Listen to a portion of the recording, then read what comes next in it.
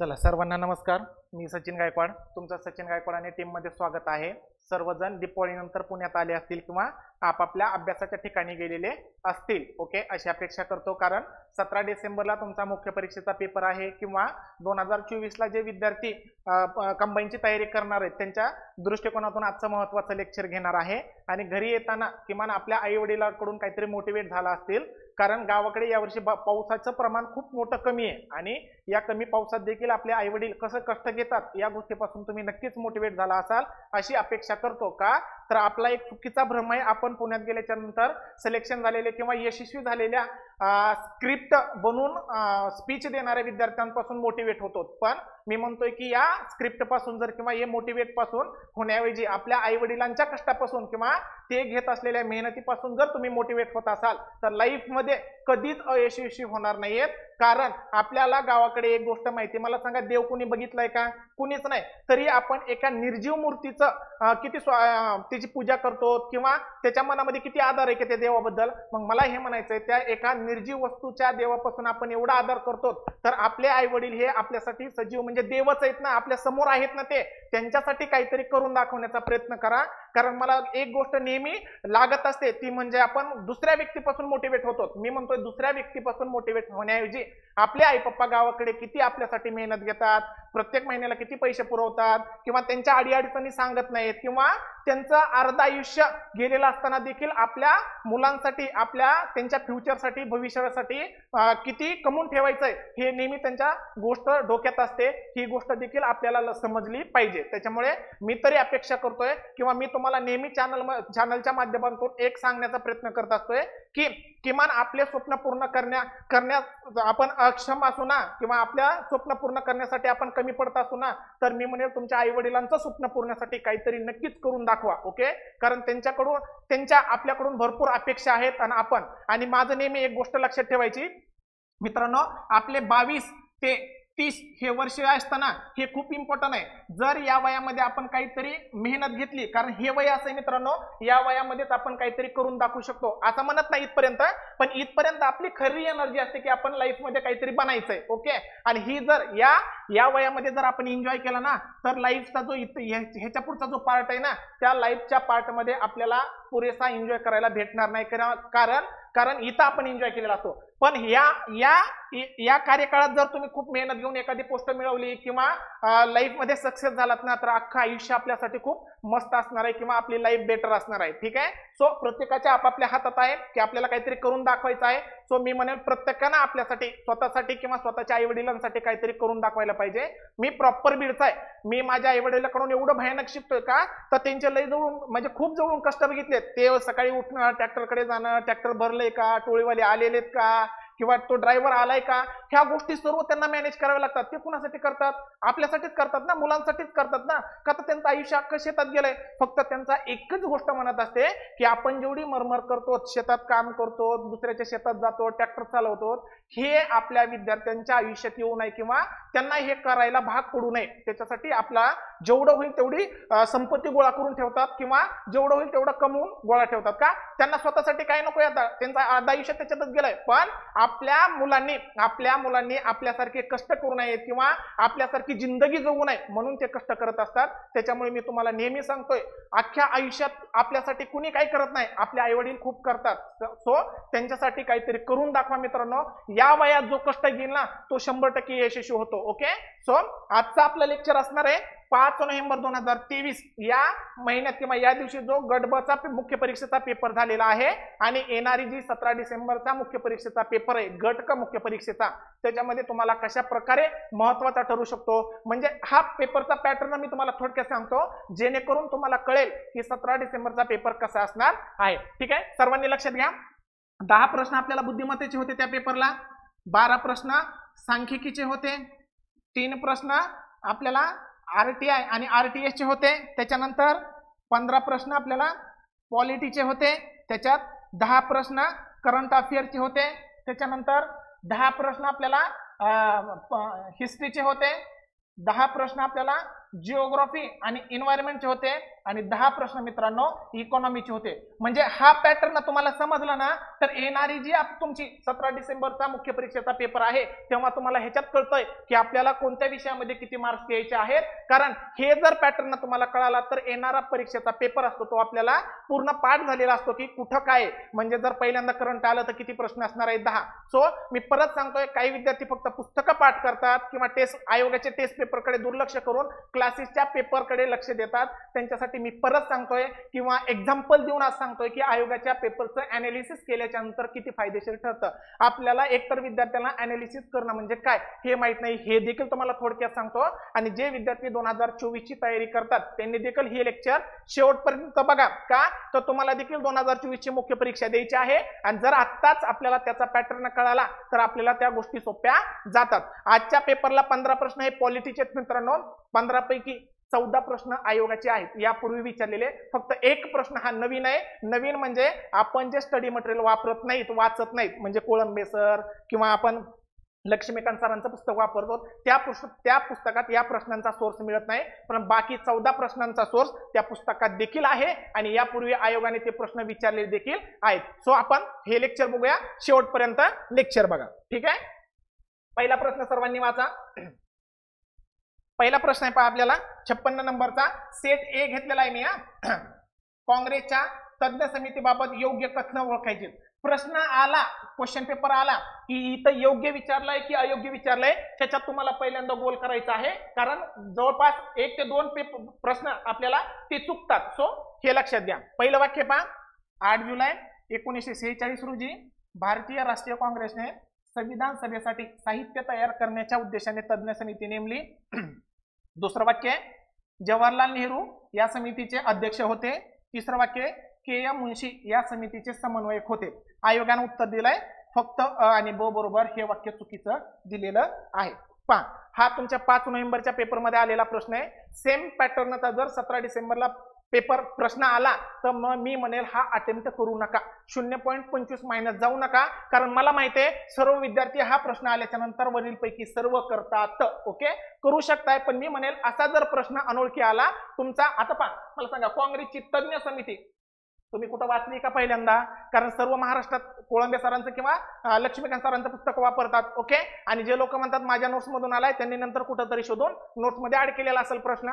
पण मी म्हणतोय असला प्रश्न अटेम्प्ट करूच नका 17 डिसेंबरच्या दृष्टिकोनातून. ठीक आहे. पुढचा प्रश्न लक्षात घ्या. 57 नंबर प्रश्न सेट आहे. भारतीय राज्यघटनेच्या कोणत्या अनुच्छेदानुसार विधानसभेचे सभापती उपसभापती यांना पदावरून हटवण्याचा ठराव विचाराधीन असताना ते अध्यक्षपद भूषवू शकत नाहीत. पहा हा प्रश्न तुमचा पूर्ण करंट बेसवरती आहे. कारण सध्या माहिती आहे राजकारण कशा प्रकारचं सुरू आहे. विधानसभा विधान परिषद आणि माझ्या बॅचच्या विद्यार्थ्यांना मी दररोज सांगायचो की पॉलिटी वाचत असताना सर्वात महत्व विधानमंडळाला द्या. म्हणजे विधान परिषद विधानसभा आपला मुख्यमंत्री राज्यपाल आणि महाधिवक्ता हे 5 व्यक्ती चांगले करा मित्रांनो. आणि मी परत सांगतोय 17 डिसेंबरला या 5 व्यक्तीवरती किमान 3 प्रश्न हे 100% असणार आहेत. का तर हे 5ही लोक सध्या खूप मोठ्या चर्चेमध्ये असणार आहेत. आणि याचं उत्तर मित्रांनो कलम 81. पहा आयोगाचा कल घेऊन किंवा सध्याच्या करंटचा कल घेऊन अभ्यास कसा करायचा असतो. ज्या लोकांना माहित होतं की हे खूप विषय चर्चेचे आहेत त्यांनी सरळ सरळ हे कलम बघून घ्यायचे.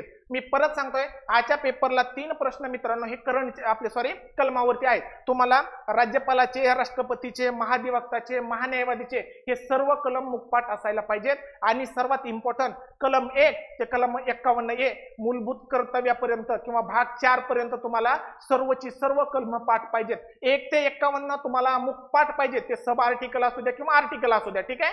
ज्यांना पाठ नाही त्यांनी पाठ करून घ्या. 17 डिसेंबरला जर प्रश्न 1 आला तर तुमचे 2 मार्क फिक्स होणार आहेत. 2 प्रश्न आले तर 4 मार्क फिक्स होणार आहेत. ठीक आहे. सो हा एक इम्पॉर्टंट प्रश्न. पुढचे पहा 58 नंबरचा प्रश्न संविधान सभेबाबत योग्य कथन ओळखा. पहा पहिलं वाक्य संविधान सभेची पहिली बैठक 9 डिसेंबर 1946 रोजी आयोजित करण्यात आली होती. क्लिअर. वाक्य आयोगाने यापूर्वी 7 ते 8 वेळेस विचारलंय. खोटं वाटत असेल तर आयोगाच्या क्वेश्चन पेपरचं पुस्तक तुमच्याकडे असतंय लोकसेवा पब्लिकेशन किंवा इतर त्या पुस्तकातल्या पहिल्या टॉपिकच्या PYQ ला बघा. हे तुम्हाला वाक्य खूप वेळेस दिसेल. दुसरं वाक्य डॉक्टर राजेंद्र प्रसाद यांची संविधान सभेच्या अध्यक्षपदी निवड करण्यात आली, हे देखील वाक्य बरोबर आहे. तिसरं, एच.सी. मुखर्जी व व्ही.टी. कृष्णमाचारी यांची संविधान सभेच्या उपाध्यक्षपदी निवड करण्यात आलेली होती. ओके, तुम्ही जेव्हा कोळंबे सरांचं पुस्तक वाचतात, त्याच्यातला पहिला टॉपिक वाचतात, तेव्हा तुम्हाला स्पष्ट सांगितलंय कोळंबे सरांना की संविधान सभेवरती 2 उपाध्यक्षांची नेमणूक करण्यात आलेली होती 16 जुलै. कधी डेट पण त्यांनी दिली, 16 जुलै 1947 रोजी. एच.सी. मुखर्जी हे बंगाल प्रांतातून होते मित्रांनो. कुठून? बंगाल. आणि व्ही.टी. कृष्णमाचारी हे अगोदर होत्या, परंतु बंगाल प्रांत भारत स्वातंत्र्याच्या नंतर पाकिस्तानात गेला, त्याच्यामुळं हे जयपूर प्रांतातून, कुठून मित्रांनो, जयपूर प्रांतामधून यांना निवड करण्यात आलेली होती. म्हणजे संविधान सभेमध्ये 2 उपाध्यक्ष होते. पहा, आता हेच उत्तर आयोगाने पूर्ण बरोबर दिलेलं आहे. हे आपल्याला माहित आहे. किती सोपं आहे मला सांगा. तुम्हाला कोणत्या क्लासेसची गरज होती? आयोगाने 3 वाक्य विचारलेले पूर्वी, किंवा कोळंबे सर सर्व पुस्तक वापरतात, त्याच्यामध्ये तुम्हाला आहे. म्हणजे इथं आपल्याला 2 मार्क 100% मिळालेच पाहिजे होते. क्लिअर आहे? आता 17 डिसेंबरच्या दृष्टिकोनातून, किंवा ज्या विद्यार्थ्यांना अनालिसिस कसं करायचं हे कळत नाही, त्यांनी हा प्रश्न फक्त बघून सोड. आपल्याला सवय काय असते? चला उत्तर काढलं, वरील पैकी सर्व, चला पुढे. हे आता अनालिसिस कसं करायचं मित्रांनो. पहिली सभा कधी झाली? 9 डिसेंबर 1946. मग या पहिल्या बैठकीचे अध्यक्ष कोण होते? हा प्रश्न तुम्हाला पडायला पाहिजे. सच्चिदानंद सिन्हा. मग पहिल्या बैठकीला उपाध्यक्ष कोण होते? फ्रँक अँथोनी नावाचा व्यक्ती होता. ओके, फ्रँक अँथोनी हे देखील माहित पाहिजे. आता इथं विचारलंय राजेंद्र प्रसाद यांची संविधान सभेच्या अध्यक्षपदी निवड करण्यात आली. मग इथं तर वाक्य, ह्या वाक्याचा आणि ह्या वाक्याचा संबंध नाही. यापूर्वी असंच आयोगाने हे 2 वाक्य दिलेले आहेत. हे दोन्ही वाक्य बरोबर दिसतात, पण आपल्याला प्रश्न सोडवताना वाटतंय इथं आयोजित केली होती पहिली बैठक मध्ये तिचे अध्यक्ष, ह्या दोन्हींचा संबंध नसतो. इथं जर विचारलं की पहिल्या बैठकीचे अध्यक्ष राजेंद्र प्रसाद होते, तर आपलं वाक्य चुकीचं होतं. परंतु संविधान सभेच्या अध्यक्षपदी निवड करण्यात आली का, हे वाक्य राजेंद्र प्रसाद बरोबर आहे का? तर मित्रांनो, ह्यांची तात्पुरते अध्यक्ष म्हणून निवड होती. ओके, तात्पुरते अध्यक्ष म्हणून निवड झालेली होती. आणि यांची 11 डिसेंबर 1946 ला दुसरी बैठक झालेली होती. ही दिल्लीला झाली. हे ठिकाण देखील लक्षात असू द्या, विचारू शकतात. ओके, आणि दुसरी 11 डिसेंबर 1946 ला झाली. त्याचे अध्यक्ष आपले राजेंद्र प्रसाद हे होते. हे तुमचा अनालिसिसचा भाग झाला. म्हणजे 17 डिसेंबरला तुम्हाला प्रश्न विचारला, संविधान सभेची दुसरी बैठक कोणत्या दिवशी झाली? 11 डिसेंबर 1946. 9 डिसेंबर 1946 या दिवशी पहिल्या बैठकीचे अध्यक्ष कोण होते? सच्चिदानंद सिन्हा. उपाध्यक्ष कोण होते? Frank Anthony. किंवा कोणत्या ठिकाणी झाली? दिल्ली या ठिकाणी झाली. हे तुमचं अनालिसिस असतं. म्हणजे ना की हे वाक्य बरोबर आहे, हे वाक्य बरोबर आहे, हे वाक्य, वरील पैकी सर्व. चला पुढचा प्रश्न. असा प्रकार करू नका, यानं तुम्हाला पीवायक्यूचा अनालिसिस म्हटलं जात नाहीये. ठीक आहे. सो मी परत सांगतोय, हा प्रश्न अशा स्वरूपाचा प्रश्न तुम्हाला 17 डिसेंबरला आला तर शांत उत्तर द्या. आपल्याला काय असतं, खूप घाई असते, आणि आपल्याला कोणीतरी आपल्या मार्गदर्शकांनी सांगितलेलं असतंय की बाबा हो, सोपा प्रश्न आला की पटकन सोडवा आणि पुढे चला. पण एक गोष्ट लक्षात घ्या मित्रांनो, सोपा प्रश्नच आपल्याकडून चुकत असतो. म्हणून माझं मार्गदर्शन करताना सर्व विद्यार्थ्यांना एकच म्हणणं असतंय की सोपा प्रश्नाला 5 सेकंद गेले तरी चालेल का, तर सोपा प्रश्न आपल्याला मार्क 100% देऊन जाणारा असतो. पण जर एक छोटी चूक झाली तर आपण लाखो विद्यार्थ्यांच्या पाठीमागे पडत असतो. ठीक आहे, ही गोष्ट लक्षात घ्या. चला दुसरा प्रश्न पहा. राष्ट्रपती कोणत्या अनुच्छेदानुसार राज्यपालांची नियुक्ती करतात? जे विद्यार्थी बॅचला आहेत त्या विद्यार्थ्याकडून मी 153 ते 167 हे जे राज्यपालाचे कलम आहेत ना, ते मुखपाठ करून घेतो मित्रांनो. का तर आयोगाने यापूर्वी राज्यपालाच्या कलमावरती जोड्यांच्या स्वरूपात खूप वेळा प्रश्न विचारलेला आहे. सर्वांकडे 21,000 पुस्तक असेल. पुस्तक तिथं मध्ये राज्यपाल हा टॉपिक उघडा मित्रांनो, आणि राज्यपाल हा टॉपिक उघडल्याच्या नंतर 153 ते किमान 166 ते 67 पर्यंत तुम्हाला आयोगाने कलम विचारलेले आहेत, आणि तुम्हाला मुखपाठच असायला पाहिजेत. किंवा इथं तुम्हाला राष्ट्रपती कलम 53 ते किमान इथं 60 पर्यंत तरी पाठ असू द्या. ओके, 67 पर्यंत. पण राष्ट्रपतीचे 53 ते 60 हे कलम तुम्हाला मुखपाठ असू द्या, कारण यावर देखील तुम्हाला जोड्यांच्या स्वरूपात मित्रांनो खूप वेळा प्रश्न विचारून झालेला आहे. त्याच्यामुळे 17 डिसेंबरच्या दृष्टिकोनातून ज्या विद्यार्थ्यांना राज्यपालाचे आणि राष्ट्रपतीचे कलम पाठ नाहीत त्यांनी हे कलम मुखपाठ करा. इथं तुम्हाला एक प्रश्न खूप सोपा दिलेला आहे, हे तुम्हाला 2 मार्क फिक्स करून जातो या. ओके, तर राज्यपालांची नियुक्ती सर्वांना माहिती आहे कलम 155. ठीक आहे, खूप सोपा प्रश्न होता हा, आयोगाचा पूर्णपणे प्रश्न आहे किंवा आपण वाचत असलेल्या पुस्तकातला प्रश्न आहे, म्हणजे हा प्रश्न आपल्याकडून चुकता कामा नये. आणि सर्वांना माहिती आहे माझा पॅटर्न सांगण्याचा कसा आहे, जर आपण वाचत असलेल्या पुस्तकातून प्रश्न आला किंवा जर आपण वाचत असलेल्या एमसीक्यू मधून प्रश्न आला तर तो आपल्याकडून चुकता कामा नये, आपण सहज मुख्य परीक्षा पास होतो इथून. ठीक आहे, पुढचा प्रश्न पहा, राज्याच्या नीती निर्देशक तत्वांमध्ये खालीलपैकी कोणत्या तत्वाचा समावेश करण्यात आलेला आहे? इथं नाही आहे हे व्यवस्थित चेक करायचंय येणाऱ्या परीक्षेत. पहिलं वाक्य वाचा, नागरिकांना स्त्री आणि पुरुषांना उपजीविकेसाठी पुरेसे साधन मिळण्याचा समान अधिकार आहे. म्हणजे इथं विचारलंय मित्रांनो डीपीएसपी कोणतं नाही. ओके, हा डीपीएसपी आहे. सर्वांना क्लिअर झाला? या खाली मला सांगा, हा गेला ऑप्शन, कारण पहिलं वाक्य आपलं डीपीएसपीचं आहे 100%. दुसरं किंवा डीपीएसपी आहे स्त्री आणि पुरुष दोघांसाठी समान कामासाठी समान वेतन आहे. डीपीएसपी आहे सर्वांना माहिती आहे. ब पण मला सांगा ह्याच्यात ब नाही, ह्याच्यात ब नाही. ऑप्शन नंबर 3 मला सांगा, आता एवढं मोठं वाक्य आहे, तुम्हाला हे दोन्ही वाक्य असतील तर तुम्हाला हे वाक्य वाचायची गरज नाही, कारण हे दोन वाक्य आहेत. अ आणि ब ऑप्शन कुठं आहे का? इथं नाही. अ ब नाही, अ ब नाही, अ ब फक्त याच ऑप्शन मध्ये. तुम्हाला क वरून काहीच घेणं देणं नाही, बरोबर असू द्या किंवा चुकीचं असू द्या, तुम्हाला 2 मार्क 100% फिक्स होतात. ठीक आहे, कळालं? मी परत सांगतोय, कारण हे वाक्य वाचायला की मला तुम्हाला 7 ते 10 सेकंद लागतात. मी म्हणतोय तुम्हाला कोणतंच ऑप्शन उत्तरामध्ये बसत नाही ना. हा ठीक आहे बाबा, इथं अ ब असतं तर तुम्हाला क, किंवा इथं अ ब असतं तर तुम्हाला क वाचावं लागलं असतं, पण ही जोडी आपल्याला कुठंच नाही ना. कळालं ना? म्हणजे तुमच्या इथं 10 सेकंद व्यवस्थित वाचतात, तुम्ही गणित बुद्धिमत्ताला 10 सेकंद देऊ शकताय. क्लिअर? समजला? आणि मी परत सांगतोय, आजच्या पेपरला डीपीएसपी वरती 2 प्रश्न आहेत. मी परत सांगतोय 17 डिसेंबरला डीपीएसपी चांगले करा. कलम 1 ते कलम 51 अ मूलभूत कर्तव्यापर्यंत पूर्ण कलम पाठ करा आणि पूर्ण कलमावरती एक तरी प्रश्न 100% असणार आहे. पुढचा प्रश्न पहा, 61 कोणत्याही राज्याच्या विधानसभेचे किमान आणि कमाल अनुमत संख्याबळ, म्हणजे आपल्याला इथं विधान सभा विचारली. ह्याला गोल करायचं का, तर आयोगाने इथं यापूर्वी विधान परिषद देखील विचारली. विधान परिषदेची कमाल सदस्य संख्या किती असते आणि किमान सदस्य संख्या किती असते, ह्या दोन्ही पॉइंट वरती आहे. आणि आपलं उत्तर 60 ते 500 कोणतं कोळंबे सरांनी देखील दिलंय आणि आयोगाचा 3 वेळेस पीवायक्यू आहे मित्रांनो. पुस्तक चेक करा, म्हणजे तुम्हाला इथं 2 मार्क 100% मिळायलाच पाहिजे होते. हा प्रश्न तुमच्याकडून चुकता कामा नव्हता. ठीक आहे, 15 पैकी 13 प्रश्न 100% बरोबर कसे येतात हे मी तुम्हाला प्रत्येक गोष्टीत सांगत आहे. ठीक आहे, आता जर इथं विधान परिषदेचे विचारलं असतं तर 40 कमीत कमी आणि जास्तीत जास्त त्या राज्याच्या विधानसभेच्या 1/3 ह्या दोन्ही पॉइंट वरती प्रश्न विचारलेले आहेत मित्रांनो. ठीक आहे, मी परत सांगतोय 17 डिसेंबरच्या मुख्य परीक्षेसाठी विधान परिषद, विधानसभा, मुख्यमंत्री, राज्यपाल आणि महाधिवक्ता हे 5 पॉइंट दररोज करा. या 5 पॉइंट वरती, आणि मी म्हणेल पुस्तक वाचणं नाही झालं तरी चालेल, पण या 5 पॉइंटचे पीवायक्यू अख्खे पाठ करा. प्रश्न नवीन आला किंवा आता प्रश्न हे पण आता आयोगाचा पॅटर्न ना, अगोदर आयोग काय करायचा आहे तसा पीवायक्यू उचलायचा पहिल्यांदा. दुसऱ्यांदा आयोग ऑप्शन वरून किंवा प्रश्न उचलला तरी ऑप्शन गणवायचा किंवा नवीन टाकायचा.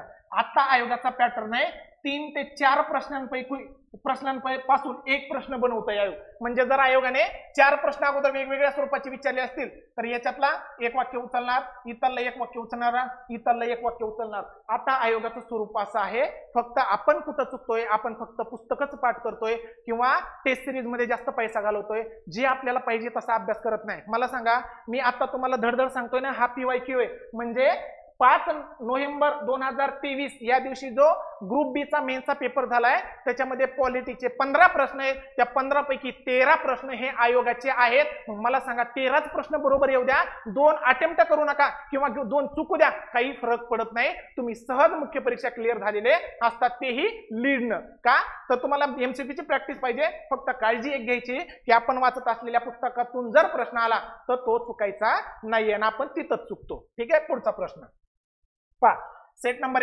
62 भारतीय संविधानातील खालीलपैकी कोणते अनुच्छेद हे संविधानिक अधिकारी किंवा कायदेशीर अधिकार किंवा भाग 3च्या बाहेरील अधिकार या बाबतीत संबंधित आहे. ओके, अनुच्छेद 265, 300A, 301 हे तिन्ही मित्रांनो आपल्या फंडामेंटल राईट्सच्या बाहेरचे आहेत, भाग 3च्या बाहेरचे आहेत. कोळंबे सरांचं पुस्तक जेव्हा तुम्ही वाचता, मूलभूत हक्क हा टॉपिक जेव्हा वाचता, तेव्हा शेवटच्या दुसऱ्या म्हणजे सेकंड लास्टच्या दुसऱ्या पेजवरती तुम्हाला क्लिअर सांगितलंय की भाग 3च्या बाहेरील फंडामेंटल राईट्स कोणकोणते आहेत आणि ह्याच्यात ऍड करा मित्रांनो 326 आहे. हे 4 गोष्टी तुम्हाला पाठ पाहिजेत. राज्यसेवेच्या मुख्याला अशा स्वरूपाचा प्रश्न विचारलेला आहे. 265 किंवा जे आता रिसेंट 2022च्या PSIचा स्पेशल पेपर झालाय ना, त्याच्यामध्ये तुम्हाला 300A आणि 301 वरती प्रश्न विचारलेला आहे. म्हणजे आता 1.5 महिन्यापूर्वी जो पेपर झालाय ना, त्याच्याला मित्रांनो ह्या 2 पॉइंट वरती प्रश्न आहे. म्हणजे कळालं का तुम्हाला अनालिसिस कसं करायचं. 5 जे PSIचा पेपर झालेला होता त्या पेपरचा हा जो प्रश्न विचारलेला होता ना, त्याचं जर अनालिसिस केलं असतं, म्हणजे तिथं अनालिसिस तुम्हाला कसं करायचं होतं, फंडामेंटल राईट्सचा तिसरा भाग म्हणजे भाग आहे ना, याच्या बाहेरचे फंडामेंटल राईट्स कोणकोणते आहेत तिथं तुम्हाला माहित लगेच अनालिसिस करायला पाहिजे होतं. 365 आहे, 300A आहे, त्याच्यानंतर 301 आहे आणि 326 आहे. हे जेव्हा तिथं पाठ केलं असतं ना मित्रांनो, तेव्हा मला सांगा, मी विद्या मॅडमला जेव्हा आम्ही डिस्कशन करतो ना, तेव्हा असं क्लिअर करतो आणि त्याच्यातले ऍज इट इज प्रश्न आहे तसे येतात. किंवा बॅचमध्ये आम्ही लेक्चर घेताना आणखी माझ्या प्रत्येक बॅचच्या कोणत्याही विद्यार्थ्यांना विचारायचं की मी ज्या पॉईंटवरती सांगतोय ना, त्या पॉईंटवरती किमान 70% प्रश्न असतात का, तर ते पॉईंट असे नॉर्मली सांगितले जात नसतात, त्याच्यावरती टीमनं काम केलेलं असतंय तेव्हाच सांगितले जातात. ठीक आहे, फंडामेंटल राईटची सर्व कलम मुखपाठ असू द्या. चला पुढचं 63 स्वतंत्र विकास मंडळे स्थापन करण्याची जबाबदारी राज्यपालांची आहे. ओके, हे वाक्य पण ह्या प्रश्नातलं जे वाक्य आहे ते आयोगाने एकदा उत्तर म्हणून दिलंय हा, आणि कोणती राज्ये यांच्याशी संबंधित नाहीत. आता पहा, हा प्रश्न ऍज इट इज म्हणतोय हा, फक्त इथं ऑप्शन वेगळे दिलेत हा, पण ऍज इट इज विद्यार्थी मित्रांनो राज्यसेवेच्या मुख्य परीक्षेत विचारलेले प्रश्न आहेत आणि भरपूर विद्यार्थ्यांना हा प्रश्न कळालाच नाही. मित्रांनो तुम्हाला 371 ते 371 जे हे कलम मुखपाठ आहेत ना, मला सांगा 371 म्हणजे महाराष्ट्र आणि गुजरात आलं, 371 जे म्हणजे तुमचा कर्नाटक दिलेला आहे आलं. ह्या आर्टिकल मध्ये किंवा 371 ABCDEFGHI आणि J यामध्ये तुम्हाला तमिळनाडू राज्य दिसतं का रे? नाही ना दिसत. मग मला सांगा ना अ ब क तुम्हाला फक्त एकच ऑप्शन राहतो. ज्या लोकांनी हे केलं त्यांनी लागला ना. मला सांगा तमिळनाडूमध्ये ABCD किंवा 371 ते 371 J पर्यंत कोणत्या कलमामध्ये तमिळनाडू आहे का? नाही ना. यापूर्वी आयोगाने सेम प्रश्न वेगळा विचारलाय, फक्त तमिळनाडू ऐवजी दुसरं राज्य टाकलेलं होतं. मी परत इथं सांगतोय 371 ते 371 J हे तुमचे आर्टिकल पूर्ण मुखपाठ पाहिजेत आणि त्याच्यासोबत तुम्हाला महाराष्ट्र आणि गुजरात यांच्या स्थापनेपासून तेलंगणा जे 2014 ला स्थापन झालंय ना, या स्थापनेपर्यंत सर्व राज्य कोणत्या वर्षी स्थापन झालेले आहेत याचे वर्ष तुम्हाला मुखपाठ असायला पाहिजेत. ज्या लोकांना मुखपाठ नाही येत त्यांनी 17 डिसेंबर साठी किंवा येणाऱ्या 2024च्या पूर्वपरीक्षेसाठी पाठ करून ठेवा. क्लिअर. आयोगाचा प्रश्न ऍज इट इज 2 मार्क मिळायलाच पाहिजे होते, चुकायला नको होता. ठीक आहे, क्लिअर. पुढचा प्रश्न पा जोड्या लावा संघ पद्धतीचे स्वरूप. पा केसी वेहर मी बॅच मध्ये सांगताना विद्यार्थ्यांना सांगितलं होतं की इथं लक्षात ठेवायचा अर्धा केस, कारण हे कळतं लगेच. मला सांगा अर्धा केस म्हणजे अर्धसांघिक. मला सांगा 4 नंबर हे 2च ऑप्शन आहेत, गेले ना. क्लिअर आहे. हा आपल्याला घेणं देणं आहे का काही. त्याच्यानंतर मॉरिस जोन्स सांगताना मावा सांगितलं होतं मित्रांनो.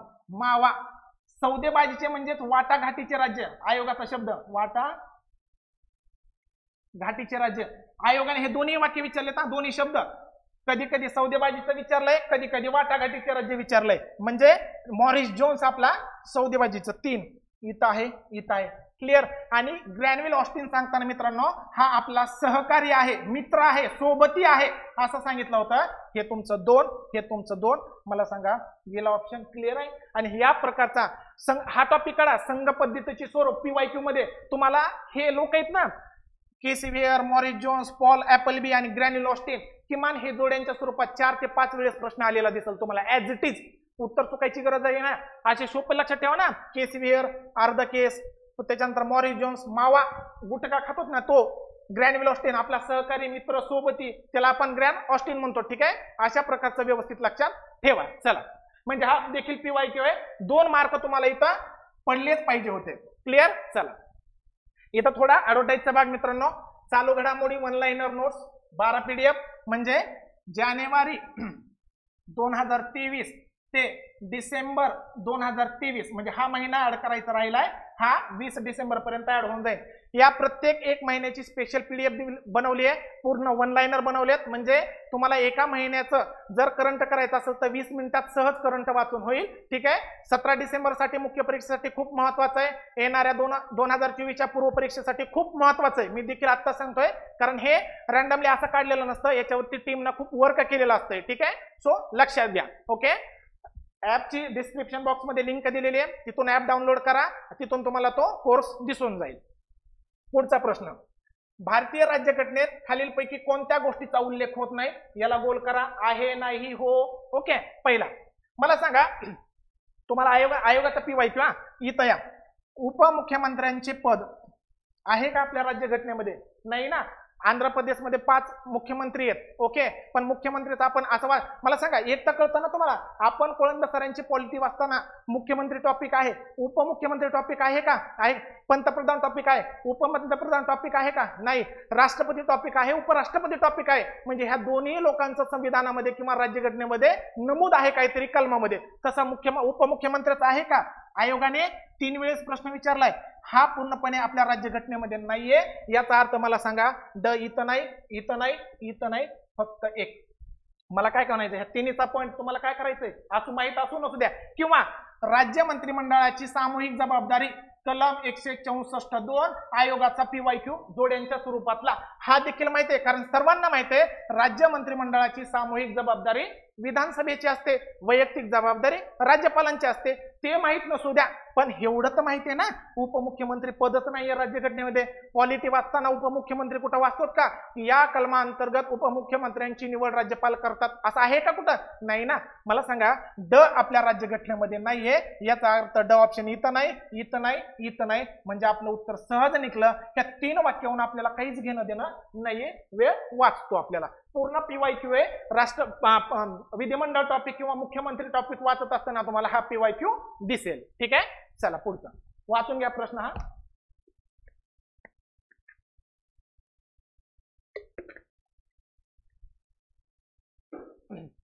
व्यवस्थित वाचून घ्या.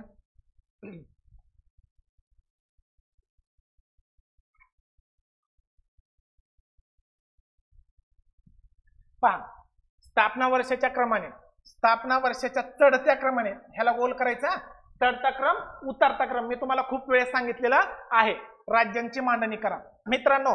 2000 PYQ केले असतील ना, तुम्हाला कळतंय. 2016ला राज्यसेवेच्या पूर्व परीक्षेत आपल्याला स्पष्ट एक प्रश्न विचारला होता की 2016 या वर्षी खालीलपैकी कोणत्या राज्याच्या स्थापनेला एकूण 80 वर्ष पूर्ण होतात? त्याचं उत्तर आयोगानं ओडिसा दिलंय.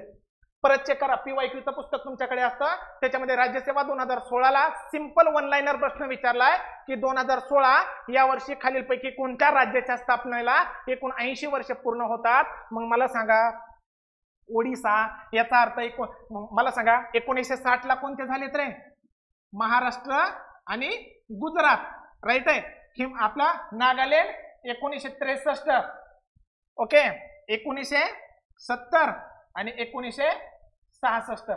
हे तुम्हाला मुखपाठच पाहिजे. आपण जेव्हा 1960 ला महाराष्ट्र आणि गुजरातच्या स्थापनेपासून येतो, कुठपर्यंत?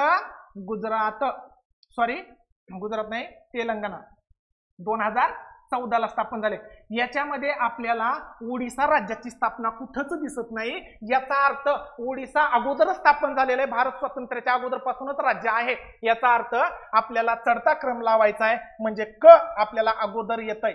इथं नाही क, इथं नाही क, इथं नाही क. क्लिअर? आपलं एकावरून उत्तर केलं म्हणजे कळालं का? आयोगाचा PYQ जरी तुम्हाला माहित असता तरी ह्या 3 राज्याची स्थापना माहित असू द्या किंवा नसू द्या, काही फरक पडत नव्हता. फक्त तुम्हाला 2016 या वर्षी विचारलेला प्रश्न माहित पाहिजे होता की ओडिसा राज्याच्या स्थापनेला 2016 मध्ये 80 वर्ष पूर्ण झालेले होते. उत्तर इझी निघालंय. मी परत सांगतोय, 17 डिसेंबरच्या मुख्य परीक्षेसाठी ज्या लोकांना राज्याच्या स्थापनेची वर्ष आणि राज्याच्या नावाची नामांतराची वर्ष पाठ नाहीयेत त्यांनी मुखपाठ करा. इथं प्रश्न बनण्याची संभाव्यता आहे. क्लिअर आहे. पुढचा प्रश्न पहा, खालीलपैकी कोणत्या राज्याने त्यांच्या राज्यात विधान परिषद बरखास्त केलेली आहे? क्लिअर आहे. पश्चिम बंगालने केली, पंजाबने केली, तामिळनाडूने केली. ह्या दोघांनी केली, ह्यांना पण केलेली. मित्रांनो, यापूर्वी 1969 वर्ष देखील माहित असू द्या आणि 1986 ह्या जेव्हा तुम्ही कोळंबे सरांचं पुस्तक वापरताना तेव्हा तुम्हाला विधान परिषद आली ना, तर विधान परिषदेच्या एका पेजवर त्यांनी संपूर्ण डिटेल दिली की खालीलपैकी कोणकोणत्या राज्याच्या स्थापनेपासूनच विधान परिषद आहे, खालीलपैकी कोणकोणत्या राज्यांनी विधान परिषद बरखास्त केली आहे, खालीलपैकी कोणत्या राज्यांनी विधान परिषदेचा ठराव मांडलेला आहे, हे सर्व तुम्हाला दिलेलं आहे. जरी ते लक्षात राहत नव्हतं तरी आयोगाने जवळपास 2 ते 4 वेळेस हा प्रश्न ऍज इट इज विचारलेला आहे तसा विचारलेला आहे. तुम्हाला इथं 2 मार्क सहज पडले असते आणि पडायलाच पाहिजे होते. का तर हा प्रश्न आपण वाचत असलेल्या स्टडी मटेरियल मधला आहे. क्लिअर आहे सर्वांनी. चला पुढचा प्रश्न, उद्देश पत्रिकाबाबत प्रश्न आहे. योग्य कथन गोल केलं. चला पुढं, बिरुबारी प्रकरण 1960 मध्ये सर्वोच्च न्यायालयाने असे मत मांडले की उद्देश पत्रिका ही संविधानाचा भाग आहे. ठीक आहे. केशवानंद भारती प्रकरण 1973 मध्ये सर्वोच्च न्यायालयाने उद्देश पत्रिका हा संविधानाचा भाग असल्याचे म्हटले आहे. चला तिसरा, LIC ऑफ इंडिया प्रकरण 1995 मध्ये सर्वोच्च न्यायालयाने उद्देश पत्रिका हा संविधानाचा अविभाज्य भाग असल्याचे म्हटले आहे. हा आयोगाने ऍज इट इज प्रश्न विचारलेला आहे तसा विचारलेला आहे.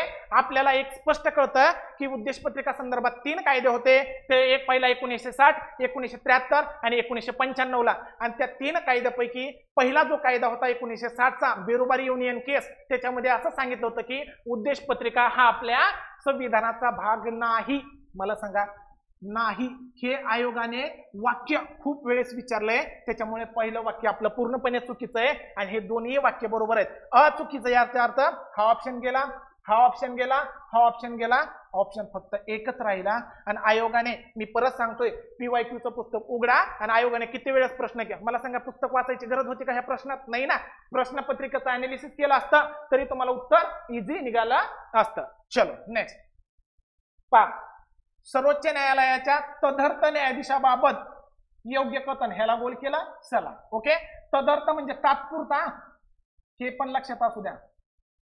127 आर्टिकल न्यायाधीश, सरन्यायाधीश विचारलं नाही, हे पण लक्षात असू द्या. भारताचे राष्ट्रपती उच्च न्यायालयाच्या न्यायाधीशांची तात्पुरत्या कालावधीसाठी सर्वोच्च न्यायालयाचे तदर्थ न्यायाधीश म्हणून नियुक्ती करू शकतात.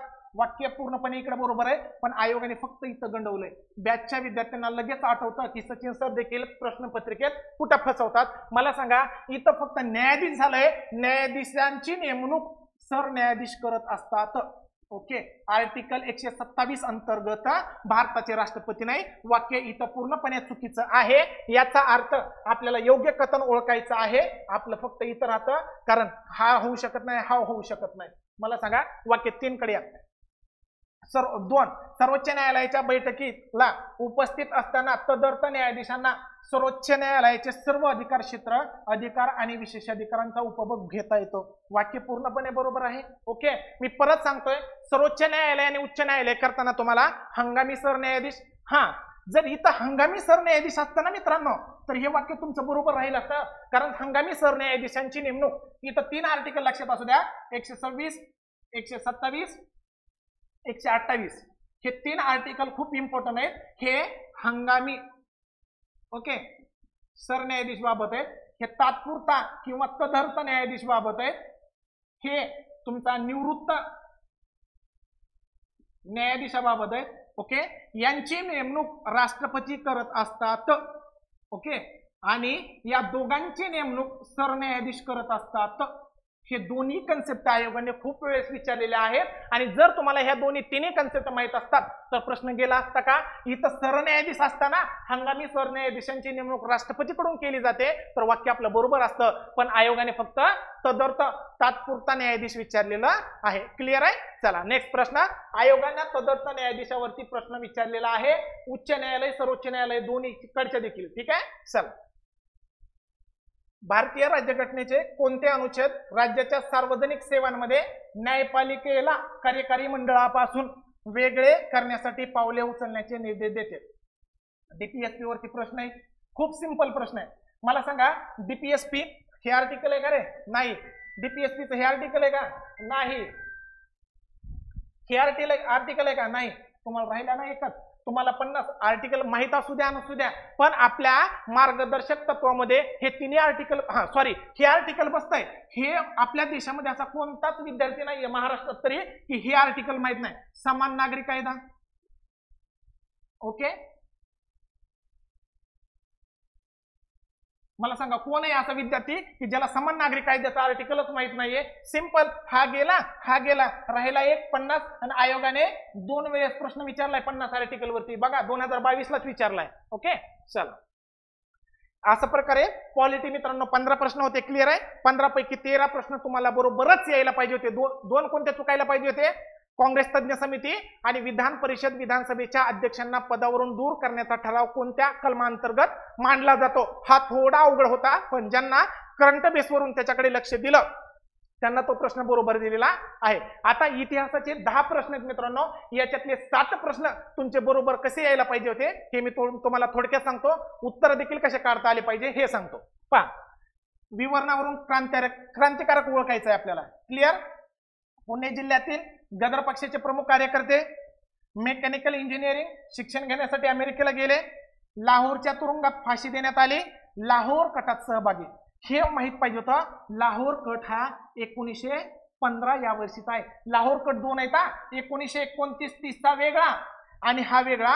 ह्या कटामध्ये मला सांगा सेनापती बापटचा समावेश नाहीये, अजिबात नाही. अनंत कान्हेरे व्यक्ती 1909 ला त्यांनी जॅक्सनचा खून केला, माहिती आहे सर्वांना. त्यामुळे 1910 ला यांना फाशी देण्यात आली. इथपर्यंत यांचा संबंध नव्हता काही. मला सांगा, शिवराम हरी राजगुरू आणि विष्णू गणेश पिंगळे या 2 मध्ये तुम्हाला उत्तर द्यायचं होतं. आपलं उत्तर विष्णू गणेश पिंगळे असं असायला पाहिजे. आणि ज्यांना शिवराम हरी राजगुरू हा व्यक्ती दुसऱ्या कटात सामील होता त्यांना माहित झालं असतं तर तुम्हाला उत्तर सहज निघालं असतं. मग मला सांगायचंय, तुम्हाला खूप इझी प्रश्न होता, खूप लोकांना अवघड प्रश्न गेला. फक्त दोघा लोकांना माहित पाहिजे होतं की लाहोर कट 2 आहेत. पहिला आहे 1915चा आणि दुसरा आहे तो म्हणजे 1929-30चा. हे ऑप्शन जातात रे.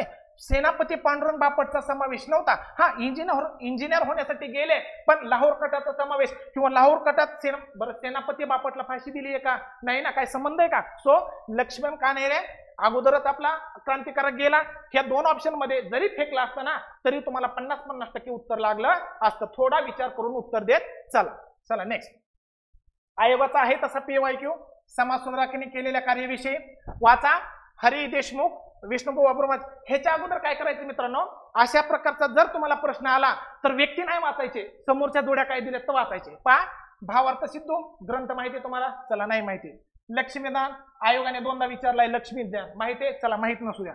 पुनर्विवाह उत्तेजक मंडळी सभेची स्थापना माहितच असायला पाहिजे. 1865 रानडे ह्यांच्यासोबत देखील सहकार्य सांगतो थोड्या वेळा.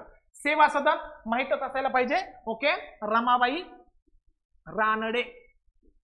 कारण आयोगाने खूपदा विचारलंय ना रानडे यांनी. ओके, 1908 मुंबई. ओके, आणि 1909 पुणे या ठिकाणी ही शाखा होत्या.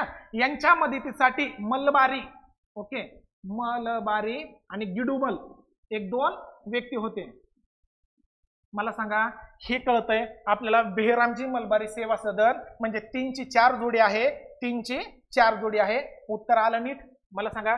आणि गोपाळ हरी देशमुखचा लक्ष्मीज्ञान ग्रंथ खूप वेळा साहेबांनी विचारलेला आहे, तुम्हाला माहित पाहिजे होता. आणि आता पहा, हे 2 लागली आणि ब्रह्मचारी भावार्थ सिंधूच आहे आणि विष्णू शास्त्री पंडित पुनर्विवाह उत्तेजक मंडळ रानडे आणि या व्यक्तीने स्थापन केले. विधवा पुनर्विवाह मंडळ ही एक लक्षात राहू द्या. विधवा पुनर्विवाह उत्तेजक मंडळी इथं आयोगाने विचारलाय 1893 काहीतरी वर्ष आहे, बघून घ्या. वर्धा महर्षी कर्वे यांनी स्थापन केली. म्हणजे या 2 पॉइंट वरती आयोगाने प्रश्न विचारलेला आहे. फक्त तुम्हाला सेवा सदन संस्थेची स्थापना रमाबाई रानडेंनी केली होती आणि यांच्यासाठी सहकार्य मलबार यांनी गिडोमल होते. हे जरी माहित असतं तरी उत्तर तुम्हाला इझी निघालं असतं. आणि हे 4ही पॉइंट आयोगाने आहे तसे विचारलेले आहेत. तुम्हाला पुस्तक वाचायची गरज नव्हती. फक्त PYQचं नॉलेज तुमच्याकडे किंवा PYQचं अनालिसिस तुमच्याकडून झालेलं पाहिजे. ठीक आहे. नेक्स्ट 17 ऑगस्ट 1932 आयोगाने ही डेट चुकीची दिली. 16 ऑगस्ट असू द्या. दलितांना स्वतंत्र मतदारसंघ जातीय निवडा कोणत्या ब्रिटिश पंतप्रधानांनी? ओके, गव्हर्नर विचारलाय का पंतप्रधान विचारलाय? जाहीर केला. Clement Attlee, Disraeli, Winston Churchill, Ramsay MacDonald. मला सांगा रॅमसे मॅकडोनाल्डचा जातीय निवाडा याला नावच ते आहे ना. आयोगाने दोन वेळेस विचारलंय.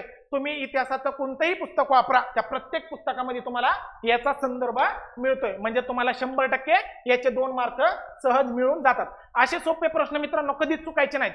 समजा असा स्वरूपाचा प्रश्न आपल्याकडून चुकला ना तर आपल्या समोर भरपूर विद्यार्थी ज्याला काही येत नाही ते देखील आपल्या पुढे जातोय. ही गोष्ट लक्षात ठेवा. चला नेक्स्ट प्रश्न. वृत्तपत्राविषयीच्या जोड्या लावा. ओके, मला सांगा हे मी तुम्हाला सांगितलं का अगोदर बघायचं. असा प्रश्न आला की व्यक्ती बघायचे नाहीत, इकडे यायचं. दिनमित्रकार मुकुंदराव पाटील आपल्याला माहिती आहेत.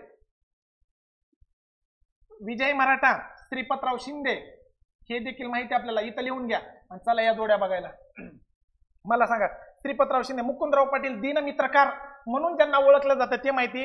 D चं 2 इथं आहे, इथं आहे. ह्या 2 ऑप्शन गेले. श्रीपतराव शिंदे, विजय मराठा इथं आहे म्हणजे 2 ऑप्शन गेले.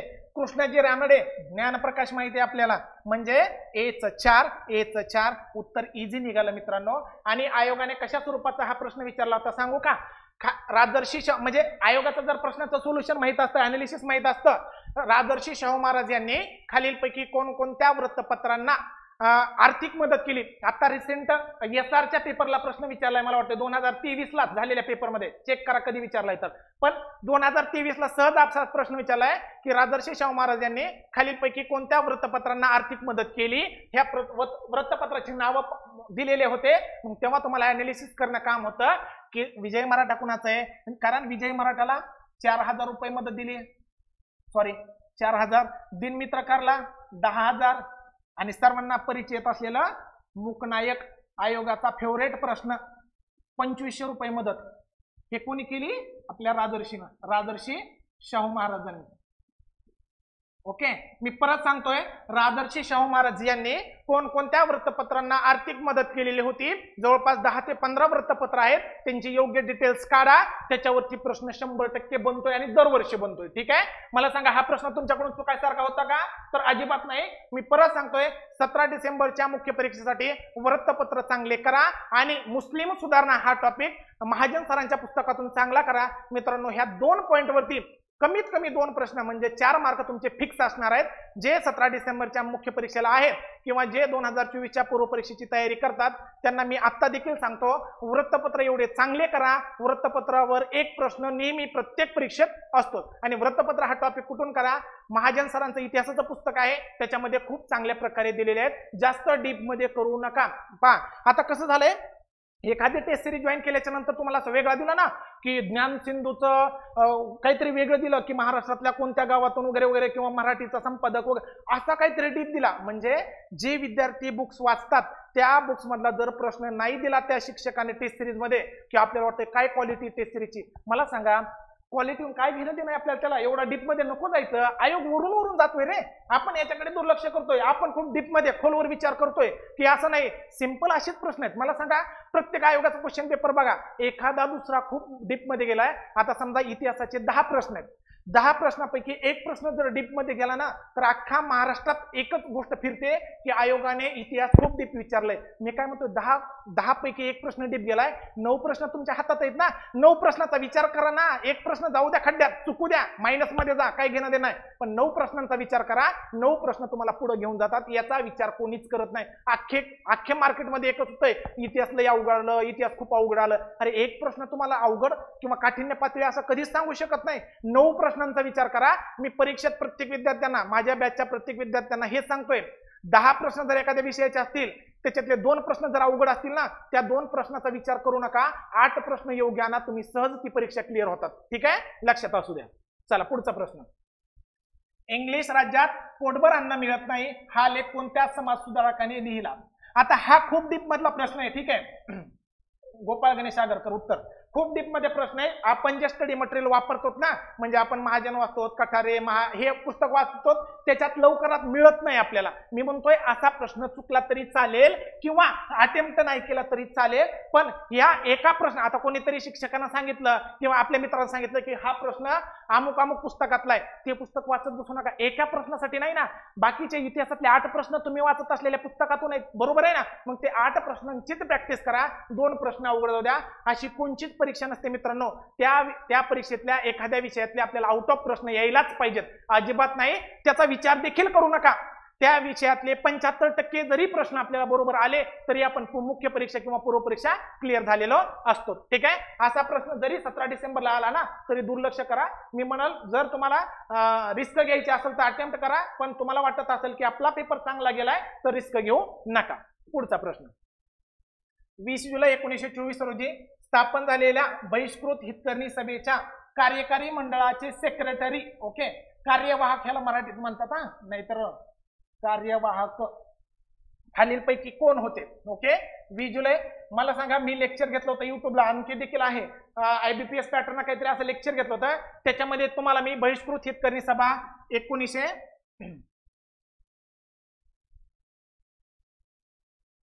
ओके, बहिष्कृत हितकर्णी सभा 1924 ला स्थापन केली.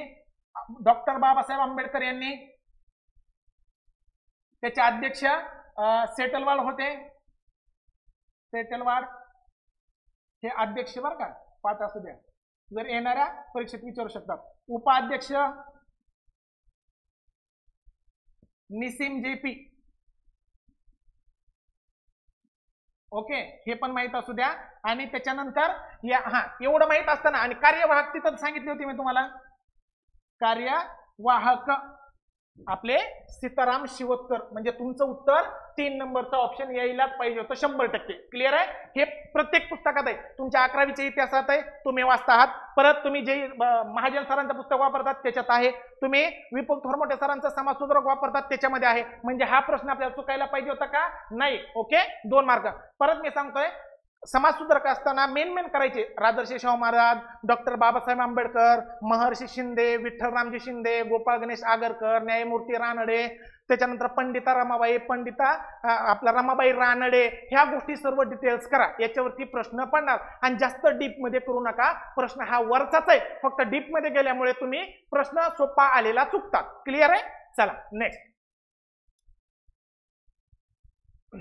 पा. डिप्रेस्ड क्लासेस मिशनच्या संबंधी खालीलपैकी कोणती विधाने बरोबर आहेत? केलं गोल. चला, अस्पृश्यांना नोकऱ्या मिळवून देणे, वाक्य आहे, अगोदर माहित असू द्या. 1906 ला विठ्ठल रामजी शिंदे यांनी स्थापन केलेली आहे. हे पण खूप विचारलंय की विठ्ठल रामजी शिंदेनं कोणत्या ठिकाणी स्थापन केली? मुंबई. त्यानंतर सार्वजनिक धर्माची शिकवण देणे, वाक्य बरोबर आहे. अस्पृश्यांच्या शाळा, उद्योग, दवाखाने आणि वसतिगृह स्थापन करणे. अस्पृश्यांच्या राजकीय संघटना काही समावेश नाही. त्यांनी असं थोडी सांगितलं की अस्पृश्यांसाठी राजकीय संघटना स्थापन करणे, असला उद्देश विठ्ठलरामजी शिंदेचा नव्हता. किंवा हा वाक्य वाचत असताना तुम्हाला क्लिअर कळतंय की राजकीय घडामोडीकडे हे नेणार वाक्य आहे, याचा अर्थ हे वाक्य पूर्ण चुकीचं आहे. मला सांगा, अ ब क हा आपला ऑप्शन क्लिअर असणार आहे. यापूर्वी देखील विठ्ठलरामजी शिंदेवरती खूप वेळेस प्रश्न आलेला आहे, विशेष डिप्रेस्ड क्लासेस. ओके, 1906 पाठ आहे, कुठं? मुंबई. आता सांगितलं. पहिले अध्यक्ष हे माहित असू द्या, पहिले अध्यक्ष न्यायमूर्ती चंदावरकर. चंदावरकर. ओके. 1900 या वर्षी काँग्रेसचे अध्यक्ष देखील होत्या. काँग्रेसच्या पहिले मराठी अध्यक्ष म्हणून देखील आपण ओळखतो ह्यांना. आणि पहिली परिषद कुठं झाली ना, ही परिषद देखील लक्षात असू द्या. सुरत. सत्येंद्रनाथ काहीतरी यांच्या अध्यक्षते, सत्येंद्रनाथ बोस, सत्येंद्रनाथ यांच्या अध्यक्षतेखाली झाली. फक्त सुरत हे नाव लक्षात असू द्या, एवढा डीप मध्ये जाणार नाही, पण गेला तर लक्षात असू द्या. ठीक आहे. डिप्रेसर क्लासेस आयोगाचा प्रश्न आहे तसा. नेक्स्ट पहा, गव्हर्नर रिचर्ड टेम्पलने कोणत्या भारतीय नेत्याचा उल्लेख द मोस्ट डेंजरस मॅन असा केलेला आहे? प्रश्न पूर्णपणे नवीन आहे. आपला कोणताच प्रॉब्लेम म्हणजे कोणताच आपलं डोकं लागत नव्हतं किंवा अंदाज देखील आपला लागत नव्हता. ओके. आयोगानं न्यायमूर्ती रानडे उत्तर दिलेलं आहे. आपण जे स्टडी मटेरियल वापरतो ना, त्याच्यातला हा प्रश्न नाहीये. मी म्हणत दुर्लक्ष केलं तरी चालेल. 17 डिसेंबरच्या मुख्य परीक्षेत अशा स्वरूपाचा जर प्रश्न आला तर अटेम्प्ट करू नका. स्पेशली माझ्या बॅचच्या विद्यार्थ्यांना तरी अटेम्प्ट करू नका. आपल्याला मायनस मध्ये जायचं नाही. आपल्याला इतिहासाच्या 10 पैकी 8 योग्य प्रश्नाचं उत्तर द्यायचं आहे. 2 नाही नादी लागलं तरी चालेल. ओके. चला नेक्स्ट पहा, चुकीची जोडी करा गोल. आयोगाचा PY किंवा आयोगानं कोणतं वाक्य विचारलंय सांगतो अगोदर तुम्हाला. रहमत अली मुस्लिमांच्या स्वतंत्र राष्ट्राचे नाव पाकिस्तान असे सुचविण्यात आले. ही वाक्य पूर्णपणे जोडी बरोबर आहे. कारण आयोगाने यापूर्वी विचारलेलं आहे की पाकिस्तान म्हणजे रहमत अली चौधरी, हे चौधरी येतात अली चौधरी यांनी त्यांच्या कोणत्या पुस्तकात पाकिस्तान असं नाव सुचविण्यात आलेलं होतं? ओके. नाऊ और नेव्हर हे पुस्तक आयोगाने विचारलेलं आहे. म्हणजे आपल्याला जर आयोगाचे प्रश्न माहित असते तर डी बरोबर होतं. आपल्याला चुकीची जोडी डी बरोबर आहे. ओके. हा गेला ऑप्शन. हा राहिले 2 बी सी बी. मला सांगा बी सी म्हणजे कोणतंही, आता ए बी आणि सी ह्या 3 पैकी कोणतंही जर एक वाक्य बरोबर किंवा चुकीचं माहित असताना तरी आपण उत्तर काढतो. लक्ष द्या. थिओडोर मॉरिसन अलीगड कॉलेजचे प्राचार्य, महाजन सरांचं पुस्तक वाचत असाल तर मुस्लिम सुधारणा हा टॉपिक आहे. त्या मुस्लिम सुधारणा टॉपिक मध्ये तुम्हाला क्लिअर दिलंय. बेक हा पहिला प्राचार्य आणि दुसरा हे थिओडोर बेक आहे बरं का. इथं थिओडोर बेक आहे आणि मॉरिसन हा दुसरा प्राचार्य. म्हणजे हे वाक्य तुमचं बरोबर आहे. क्लिअर आहे. किंवा राज्यसेवेनं आयोगाने विचारलेला प्रश्न आहे, भारतीय मुसलमान या ग्रंथाचे लेखक कोणी केले? WW Hunter. आयोगाचा प्रश्न आहे. 21,000 पुस्तक चेक करू शकताय. ओके. 3 वाक्य बरोबर आहेत. सर सय्यद हुसेन काहीच नाही, ह्याचं नाव व्यक्तीच नाहीये कोणी. ओके. म्हणजे तुमचा अपूर्णपणे चुकीची जोडी आहे आयोगाचं उत्तर. म्हणून म्हणतोय मित्रांनो, आयोगाच्या PYQचं अनालिसिस जेवढ्या चांगल्या प्रकारे करता येईल तेवढं करा. फक्त एकच सांगतोय, जोपर्यंत आयोगाच्या PYQचं अनालिसिस तुमच्याकडून होत नाही तोपर्यंत बाकी टेस्ट सिरीजच्या नादाला लागू नका. ओके. मी परत सांगतोय. ठीक आहे. चला नेक्स्ट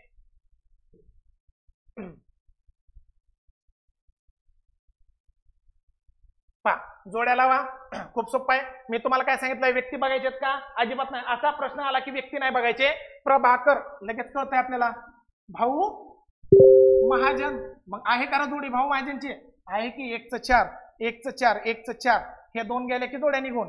सुधारक खूप वेळा आयोगाने, मी म्हणत ना MPSC मध्ये असा कोणता व्यक्ती असेल, कोणता विद्यार्थी ज्याला सुधारक या वृत्तपत्राचे लेखक माहित नाहीत? गोपाळ गणेश आगरकर 2/4 2/3. मला सांगा 3 कुठं आहे का? ऑप्शन आला ना 3 नंबरचा. मला सांगा दुसरा ऑप्शन बघायची गरजच नाही ना तुम्हाला. क्लिअर आहे. सो लक्षात असू द्या, 1888 ला सुधारक सुरू केलेलं होतं का? तर जेव्हा केसरी आणि मराठा हे वृत्तपत्र लोकमान्य टिळक यांनी सुरू केली होती, वैचारिक मतभेदामुळे त्यांचे सामाजिक की वैचारिक याच्यामुळे त्यांचे भांडणं झाले. त्याच्यामुळे त्यांनी वृत्तपत्राचा राजीनामा देऊन सुधारक हे वृत्तपत्र सुरू केलं होतं 1888 ला. हे सर्व मुखपाठ असायला पाहिजे तुम्हाला. ठीक आहे. सो फक्त एका जोडीवरून उत्तर निघता. 2 आणि 3 जोडी बघायची गरज नाही. 4-3 बरोबर आलंय, विषय संपला. 10 सेकंद तुमचे वाचले. क्लिअर आहे. चला नेक्स्ट हा पहा. आता हे झाले इतिहासाचे 10 प्रश्न. मी तुम्हाला सांगितले फक्त 2 प्रश्न अवघड होते. कोणते? गोपाळ गणेश आगरकरांचा, न्यायमूर्ती रानडेंचा. हे 2 प्रश्न सोडता 8 प्रश्न मित्रांनो PYQ स्वरूपाचे किंवा तुम्ही वाचत असलेल्या पुस्तकातले प्रश्न आलेले आहेत. मग मला सांगा आपलं टार्गेट इतिहासामध्ये किती आहे? एकूण 8 प्रश्नांचं आहे. 8 प्रश्न येतात ना, किंवा 8 मार्क म्हणजे 8 प्रश्न 16 मार्कासाठी बरोबर येतात. आपल्याला कोणत्याच विषयात आउट ऑफ मार्क्स घेण्याची अपेक्षा नसावी. ओके, आणि असूही नाही का, तर तेवढं सोपं नसतंय का, तर तुम्ही आयोगाच्या क्वेश्चनचं अनालिसिस करत नाहीत, मग काय राहिलं? ठीक आहे, चला 10 प्रश्न भूगोल आणि पर्यावरणाचे. पहा, भौगोलिक क्षेत्रफळाच्या दृष्टीने भारतातील जीवावरण आधारित स्थळे चढत्या क्रमाने, पाठ करा, हे तर माहित पाहिजे. पहिलं मन्नारचे आखात होतं, मन्नारचे, हे तुम्हाला पोलीस भरतीला विचारलेला प्रश्न आहे. मन्नारचे आखात सर्वात मोठं, कारण जवळपास 10,500 चौरस किलोमीटर ह्याचा क्षेत्रफळ आहे. ओके, मन्नारचा आखात आलं का? चढता क्रम आहे. हा गेला आपला ऑप्शन. दुसरं सुंदरबन, तिसरं नंदादेवी आणि चौथं निलगिरी. मी म्हणतोय हा प्रश्न नवीन आहे, कारण तुम्हाला एकच जोडी माहित होती फक्त मन्नारची आखात. तुम्हाला 3 दिलेले आहेत. असा प्रश्न अटेम्प्ट नाही केला तरी चालेल. 17 डिसेंबरला जर अशा स्वरूपाचा मित्रांनो प्रश्न आला ना, तर अटेम्प्ट करू नका, मायनस मध्ये जाऊ नका, असं मी तुम्हाला सजेस्ट करेल. ठीक आहे, नेक्स्ट प्रश्न पहा, खूप सोपा प्रश्न आहे. खालीलपैकी कोणती नदी किंवा नद्या महाराष्ट्राच्या कोकण मैदानी प्रदेशातून वाहत नाहीत? हे वाचूच नका. मैदानी प्रदेश म्हणजे असं महाराष्ट्राच्या कोकणातून वाहत नाहीत असं त्यांना म्हणायचं होतं. ठीक आहे, वाचा. वैतरणा कोकणात आहे रे. माहीच्या ऐवजी मही असं वाचा. आयोगाने थोडं माही बी म्हणतात, मही बी म्हणतात, पण आपण प्रत्येक पुस्तकात मही नदी वाचतो. आणि हिचा उगम मित्रांनो MP राज्यात होतो. मग मला सांगा, ह्या नदीचा आणि कोकणाचा काही समावेश आहे का? मग वाहत नाही, मही. ओके, आपला ऑप्शन नंबर बी. इथं बी नाहीये, इथं आहे बी, इथं बी नाहीये. मला सांगा, वैतरणा कोकणातली नदी आहे. राहिला ना तुमचा ऑप्शन 1 नंबर, क्लिअर कट. जरी माहित नसल, उल्हास आणि आंबा या दोन्ही नद्या तुमच्या कोकणातल्या माहितीत, क आणि ड. मला सांगा, हा ऑप्शन जातो तुमचा, हा ऑप्शन जातो. वैतरणा नदी तुमचा ऑप्शन फक्त 1 राहतो, कारण मही नदीचा किंवा माही नदीचा आणि महाराष्ट्रातल्या कोकणाचा अजिबात समावेश नाहीये. तुम्हाला मैदानी हा इथं कन्फ्युज झाले पोरं की, पण तुम्हाला एक सिंपल माहित पाहिजे होतं ना, की मही नदी महाराष्ट्रातल्या कोकणातून वाहत नाही. चला नेक्स्ट प्रश्न. चला, खूप सोपा प्रश्न, योग्य जोड्या जुळवा. पहा, सर्वांना माहित पाहिजे, सांगली सागरेश्वर पहिलं मानव निर्मित अभयारण्य. बीच 1. ओके, इथं आहे, इथं नाही, इथं नाही, इथं नाही. मित्रांनो आला ना? मला सांगा, एवढं तर माहिती, पोलीस भरती, तलाठी, आता TCS ने विचारला की पहिलं मानव निर्मित अभयारण्य कोणतं? सागरेश्वर. सागरेश्वर कुठं आलंय रे? सांगली. मग मला सांगा, हे गोष्टी सर्व माहिती असलं तर ठाणे कोणतं आहे? तुंगारेश्वर. गडचिरोली, चपराळा, अकोला, नरनाळा. इथं आपण चुकतो था, नरनाळा आणि अर्नाळा. अर्नाळा रायगड आहे. नरनाळा, अर्नाळा. ओके, हे कर्नाळा रायगड आहे आणि अर्नाळा पालघर आहे. हे 3 लक्षात असू द्या. नरनाळा म्हणलं तर अकोला, अर्नाळा म्हणलं तर पालघर, कर्नाळा म्हणलं तर रायगड. क्लिअर आहे? मला सांगा, प्रत्येक पुस्तकात आहे, आयोगाने विचारलेला प्रश्न आहे. चला नेक्स्ट.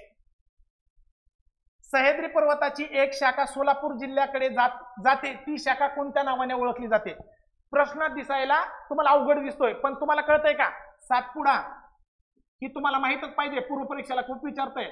नंदुरबार, नंदुरबारच्या जिल्ह्याच्या सीमेवर अशी वाहती म्हणजे आहे सातपुडा.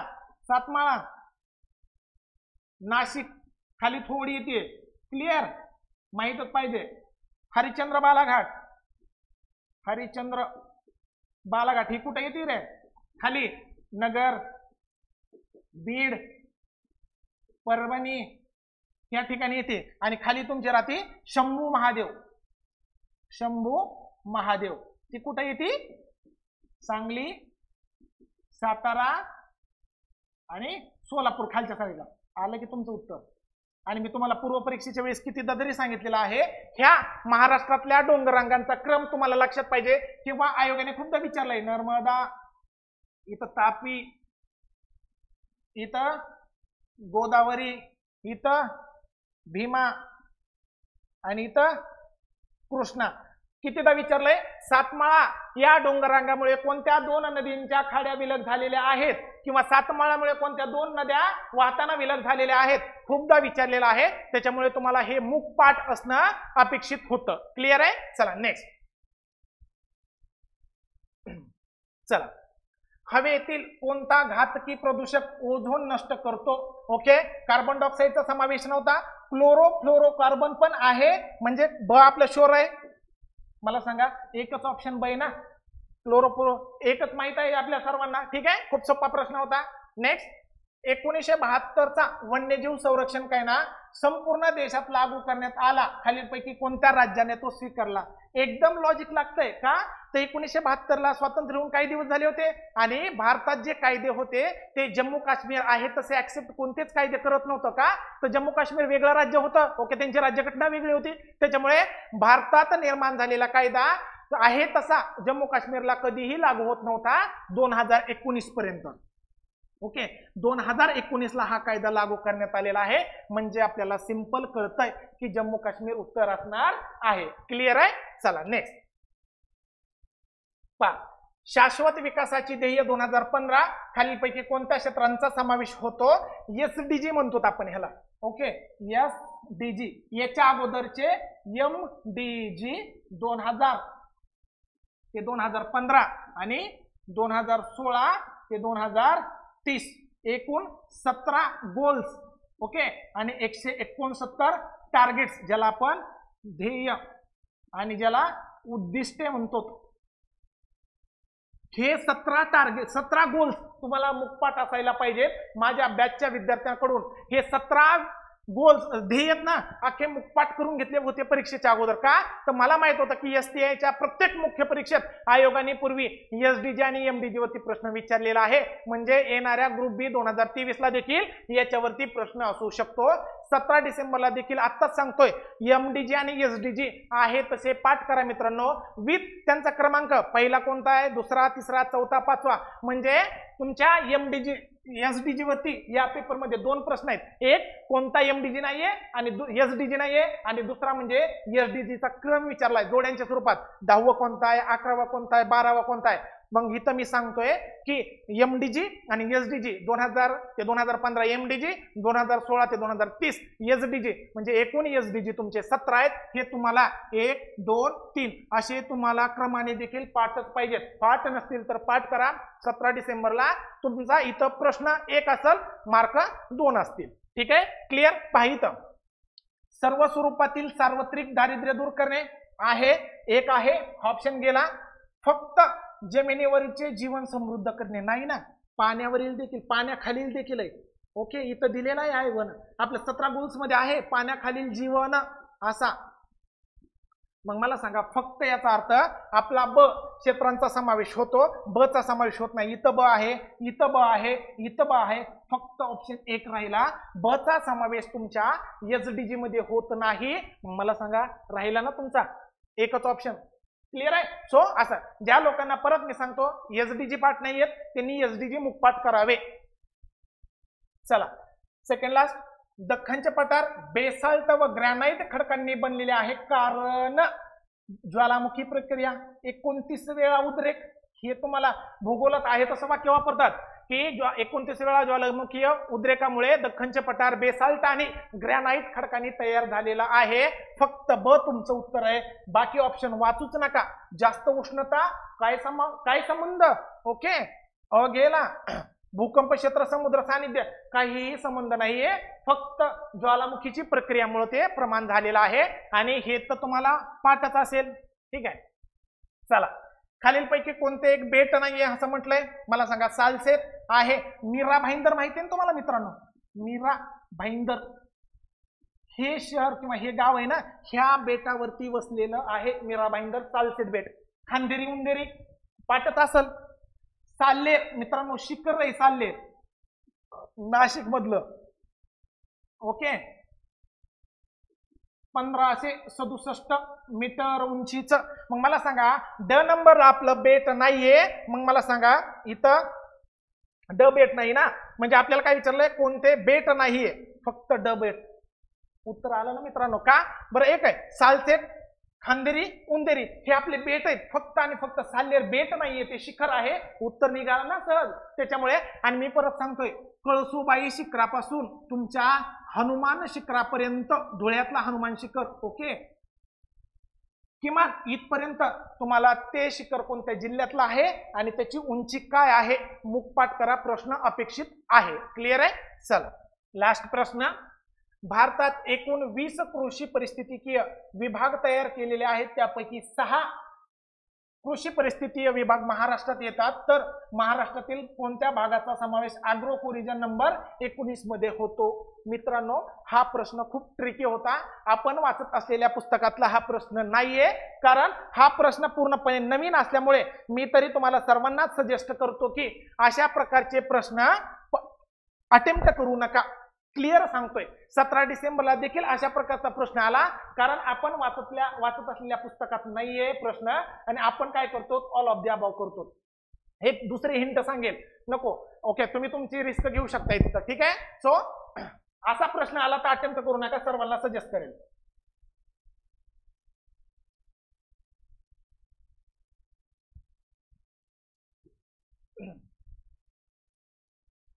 ठीक आहे. चलो, थँक्यू.